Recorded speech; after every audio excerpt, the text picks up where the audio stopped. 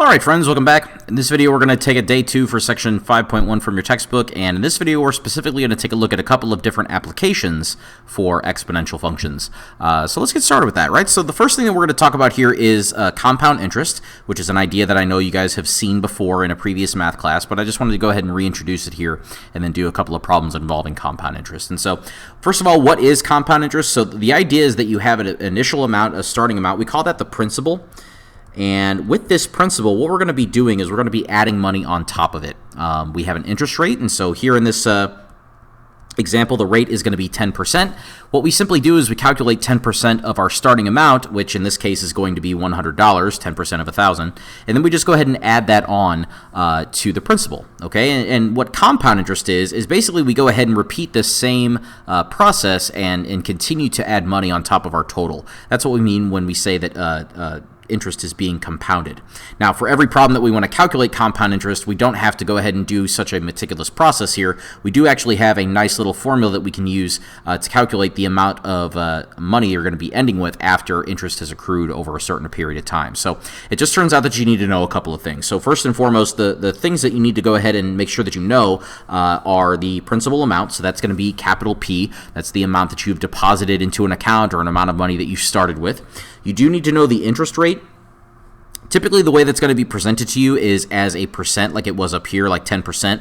But what we are always going to need to be able to do is take the number that is in front of the percent symbol and divide that by 100 to actually calculate the decimal that corresponds to, right? So we're going to see that as we get to some examples. So just always remember the percent number, we always divide that by 100. Next is the number of times that we compound in a year, and so that's going to be n. And the way that you're going to figure that out is you're going to pay attention to the language that they use. So I've got this table over here off to the right, and what they're going to say is that interest is being compounded annually or monthly or quarterly or whatever, and just depending on the language that they use, that is going to clue us into a number of times per year that our interest is going to get compounded. So basically, we're just going to let n be any one of these numbers depending on what they say in the problem. If it's annually, that's just once per year. If it's monthly, that's once per month. And so since there's 12 months in a year, n would be 12. Quarterly, that would be every 3 months in a year, just kind of taking a year and chopping it up into equal fourths. Weekly, 52 weeks in a year. Bi-weekly, that means every 2 weeks. So dividing 52 by 2, we get 26. And then obviously, if it's daily, that's 365 days in a year. So that would be 365. All right. So you need to know that. And then the last thing that you need to know is time. And if you want to make the note, time is always going to be presented in years. And if it's not presented in years, then we just need to go ahead and convert it to years in order to go ahead and use in this formula, okay? A turns out to be the final amount of money in the account, or basically that's what we're calculating, is the amount of money that we end with after going ahead and doing this process of adding on interest to our total, okay? And so what I'd like to do is go through in a problem and make notes for myself. So you'll notice here in example 1, if you read through it, it says you deposit $2,300 in a bank account. So that means that that's the amount of money that you're starting with. That's $2,300. That's your principal, P. It says find the balance after 3 years. So that means T is equal to 3 in each of the following situations. And so in part A, we were given 3.5%. Keep in mind that 3.5% is going to have to be something that we go ahead and take and divide by 100. So 3.5 divided by 100 is going to give you this decimal, 0.035. That's what we're going to be using for our rate number here in this problem. And then, of course, it says quarterly. That is going to mean that n is going to be played by 4. And we're going to go ahead and plug all of that information into the compound interest formula here. And so you can see that I've already gone ahead and set that up here. And what I basically just want to do is take you through how we might set something like that up in the calculator. So if I pull up my calculator here, basically what we want to type in is the 2,300. And my recommendation is to just go ahead and type in what you've set up all at once. I think that's just going to be the best way to eliminate mistakes and be able to get the right answer here. So we're just going to continue to type in what I've got. I just typed in my 2,300 times the quantity in parentheses 1 plus, and then I've got my rate over the number of times I compound in a year. So that's going to be 0.03 over 4. I'm going to close off my parentheses, and then we're going to go ahead and raise that to the power of 4 times the number of years that have gone by, and that's going to be 3 in this problem. So if I just type it in all at once and press enter, I get my right answer. There's no need for me to remember order of operations or anything like that. I just let the calculator do all the heavy lifting there. I think that's just the easiest way to do it. If you're not using a calculator like the TI-84, which has this math print, which makes it look really nice as you type it in, then you might have to type it in a different way. If you have any questions about how you can type this in correctly in the calculator that you're using, always feel free to reach out to me and we can go ahead and have that discussion here. But our answer here is going to be $2,553.47. So we're going to go ahead and write that down. Make sure that you write down your money symbol, because this is going to be a dollar amount, and we just need to make sure that we have represented that correctly there. So there is the amount of money that my initial starting amount of $2,300 turned into after 3 years with this interest rate, okay? In the next problem, they're going to go ahead and give us a different interest rate, so that's 1.95%. Again, 1.95 divided by 100 is going to give you 0.0195. And then, of course, here in this problem, they're going to say that you compound monthly, and so that is going to mean that playing the role of n is going to be 12 here, once per month, and there are 12 months in a year. So plugging all of that information in, this is what our setup would look like now. And so going back to the calculator, I might just go ahead and type that in here. So 2,300 times the quantity 1 plus the fraction 0.0195 over 12, and then close off that set of parentheses and raise that to the power of 12 times the number of years that have gone by, which of course is 3, and we get this dollar amount right here. So that's $2,438.45. So we'll just write that down real quick. So if OneNote will let me write, there we go, $2,438.45. Not too shabby. So you can see how pretty easy that is, right? We're just going to be using a formula to calculate compound interest there. So the main idea is that you just need to go through and calculate those 4 parameters, right? So you need the beginning amount, you need the number of years that have gone by, that's t, and then you can see here later in the problem, we just need to go ahead and figure out what the rate is and the number of times you compound. Once we have all that stuff, we're able to freely go ahead and plug it into the formula and get our answer. Now, this next little bit is not really showing you how to do something as much as it is just showing you where something comes from. And so let's go ahead and pretend real quick that you open up an account with a certain bank and you only put $1 in that account. And that bank is actually really generous. They're going to give you a 100% interest rate on that, which means that as every time you compound, they're going to be adding that amount on, right? So it says calculate the balance after 1 year. So after t is equal to 1, basically if you plug that all into your compound interest formula, you're going to be having something that looks like what I've written here in gray, right? So you have $1 as your principal, your interest rate is 1 for 100%, and then we are given this 1 year to grow, okay? If we go ahead and simplify this expression here really quickly, what we basically have is something that looks like this. Since I have only $1 in front, I'm just going to go ahead and write that quantity, right? So 1 plus 1 over n to the power of n. And what our goal is we're going to try to see what happens with this expression as n gets larger and larger and larger and larger and larger, right? So I've got that ready to go right here. So basically, if I take this formula and I use these same parameters, but then I just keep changing n, right? If it's annually, n is equal to 1, quarterly, n is equal to 4, and all the way through, you can see as n gets larger and larger and larger, you would expect your dollar amount to get a lot larger and larger, but what actually ends up happening is that we approach a certain value with this setup, okay? So we start off at $2, that then becomes $2.44, $2.61, and then going all the way through, you'll notice that as n gets super big, like up into the 100s and 300s, we kind of start to taper off a little bit and kind of float around the exact same value that we approach. And it turns out that this value that we approach is actually a really famous number in mathematics. So the idea here is that as n gets bigger, our dollar amount is going to approach this decimal right here. And that decimal number is something we actually give a name to. In mathematics, we call that Euler's number. That's named after Swiss mathematician Leonhard Euler, who was a very famous mathematician. It was one of the first ones to actually study this number and do a lot of really good and important things with it. So, and again, we're going to give this number a name. We're going to call it E in honor of Leonhard Euler. And this number is going to be that number that kind of talks about growth, right? As n gets bigger and bigger and bigger, the limit, we would say, is going to approach this number 2.718, blah, blah, blah. So to just make things easy, we're going to give that number a name. We're going to call that E, okay?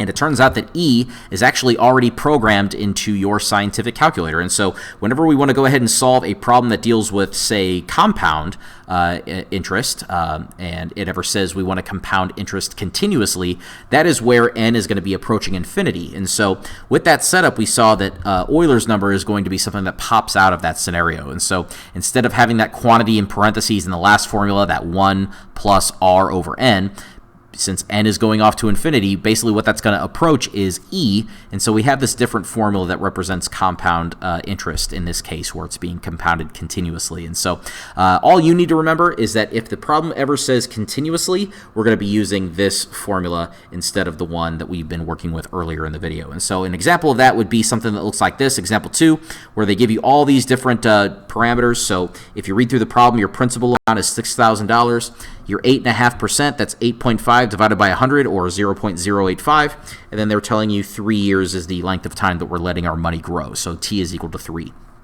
And so in each one of these cases here, we're basically compounding in a different way. And so it's going to be monthly in the first case, annually in the second case. We've handled these two cases here, so I'm going to go ahead and skip those here in the video for now. It's just plugging in all the numbers and typing it into the calculator.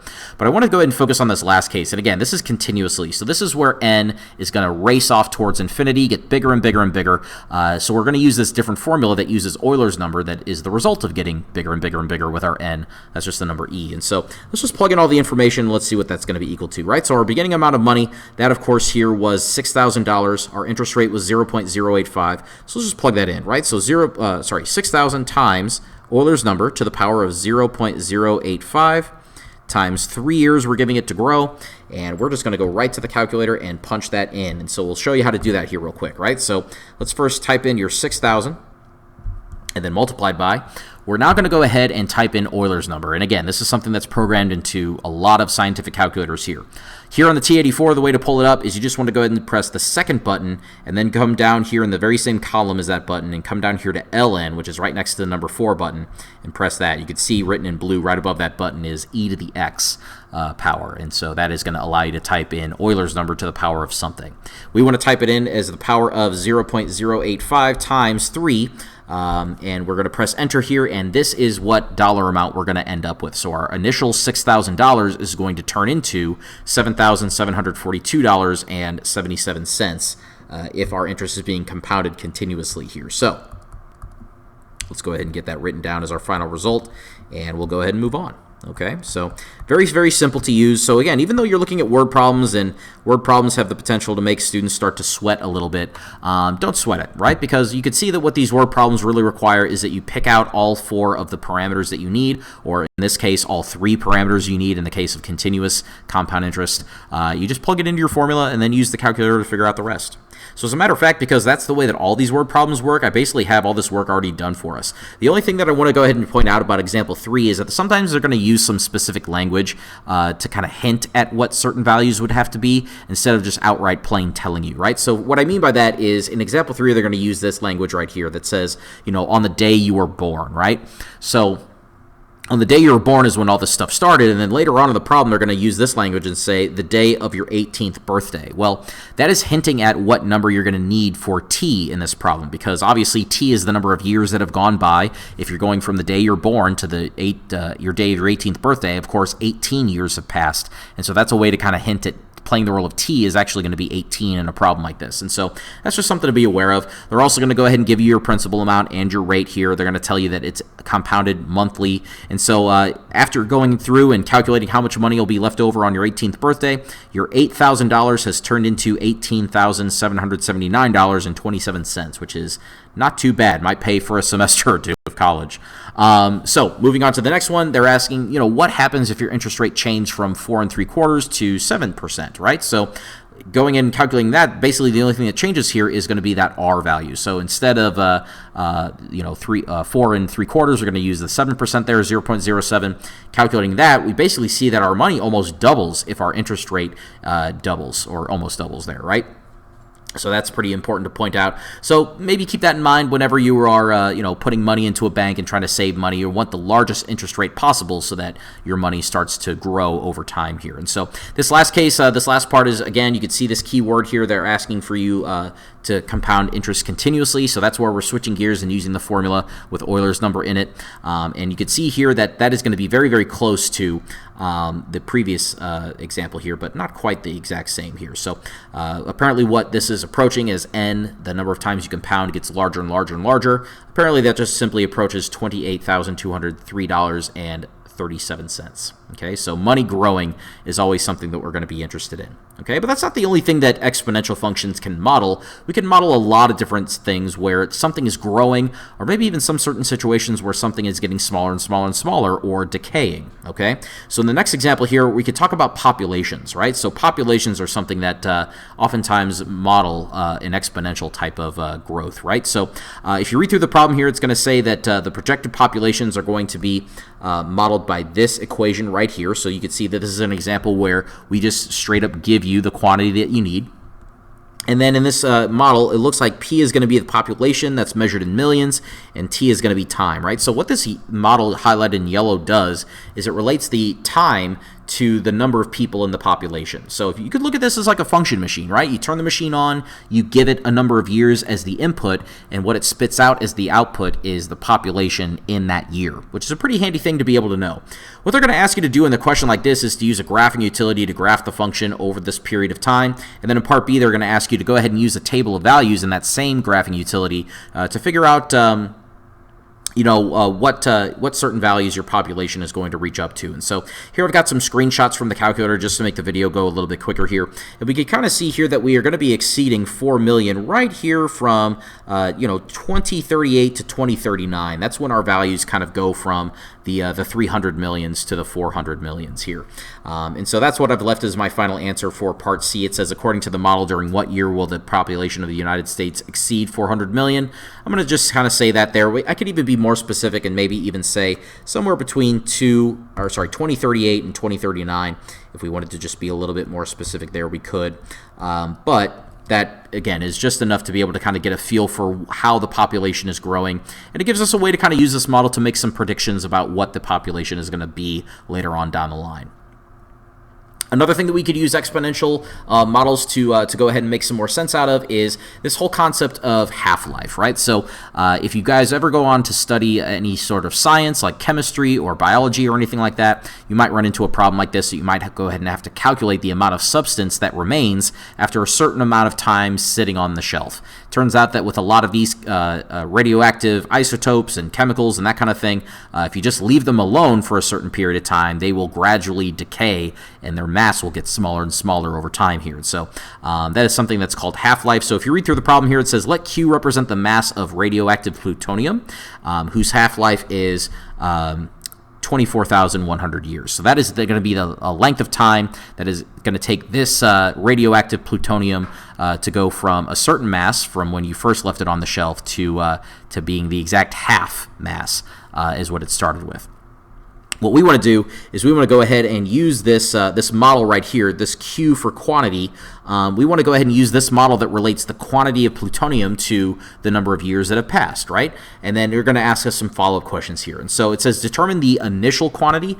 Let's go ahead and use our model by plugging in t is equal to 0. Again, 0 years have passed if this is our initial quantity. So let's go ahead and plug that in, right? So Q for quantity is going to be equal to 16 times 1/2 to the power of t, which in this case is going to be 0, over 24,100, okay? And just kind of going through and making sure that we make some more sense of this from a mathematical standpoint, right? We don't really even need to reach for a calculator, because if you check this here, this exponent that we wrote, this 0 over 24,100, 0 over that is just going to end up being 0. And so what this is going to be equal to is 16 times 1/2 to the 0 power. And if you remember anything about exponents, anytime you have a number raised to the 0 power, that's always just going to be equal to 1. And so this is just equal to 16 times 1, or in other words, we have a quantity of 16 grams that we began with initially. And so what that kind of means is if you were to pay attention to that number that was all the way out front from the very beginning, that was the answer to the problem all along. How much did you initially start with before you started decaying, right? That was going to be 16 grams here. And that, of course, also makes sense if you kind of take this back to the compound interest formula as well, because that number that was in front was always P, the principal amount. It was the amount of money you started with. Very similarly here, this is the amount of grams of radioactive plutonium you started with. Okay. Here in the next problem, they're going to ask you how much is left over after you give it 75,000 years to sit on the shelf. We're just going to use that exact same model. Q for quantity is equal to the initial 16 grams that we started with times 1/2 to the power of 75,000 divided by 24,100. Okay, and this would, of course, have to be something that you reach for the calculator to go ahead and evaluate. So let's go ahead and do that here real quick. Let me clear this out. 16 times 1/2 to the power of 75,000 divided by 24,100. And we're going to go ahead and press enter there and see actually something pretty amazing, right? So we started off with 16 grams of substance, and if we just give this 75,000 years to sit on the shelf and decay on its own, it's going to apparently decay all the way down to less than 2 grams. Apparently this is going to be 1.85 grams of plutonium after 75,000 years. So I think that's pretty interesting, right? So again, this model will be able to predict for you exactly how many grams you're going to be left with after a certain amount of time passes, which you might be interested in the question, like if we give this thing enough time to sit there on the shelf, how long until it completely reaches a mass of 0 grams, right? Well, turns out that it's actually never going to reach 0 grams. It's always going to continue to get closer and closer to 0 here, but that's something that our exponential function can go ahead and kind of model, right? So this would be a quick graph, which they asked us to go ahead and produce here in Part C by using a graphing utility. This would be a quick graph of what we got going on, right? So up here we start with 16 grams of substance, but then you can see here as time goes on, you can see that my notches on the graph and my time axis is in terms of sets of 30,000 years, right? It just kind of gradually gets less and less and less and less and less, and then by the time we reach 150,000 years of it just sitting on the shelf, we reach an amount that's getting closer and closer and closer to 0. Okay. And so again, just kind of making sure that we're able to make some sense out of a graph like that to make sure that we model this situation correctly. But anyway, that's all I have for this video. I just wanted to kind of show you a couple of the different applications for exponential functions. So whether it's compound interest or it's calculating how much substance will be left after a certain amount of time, exponential functions are very, very useful for being able to model real-world stuff. So thank you very much for your attention in this video. As always, if you guys have any questions, then feel free to let me know. But that's all I have for this one. Thank you very much, and I'll speak to you in the next one.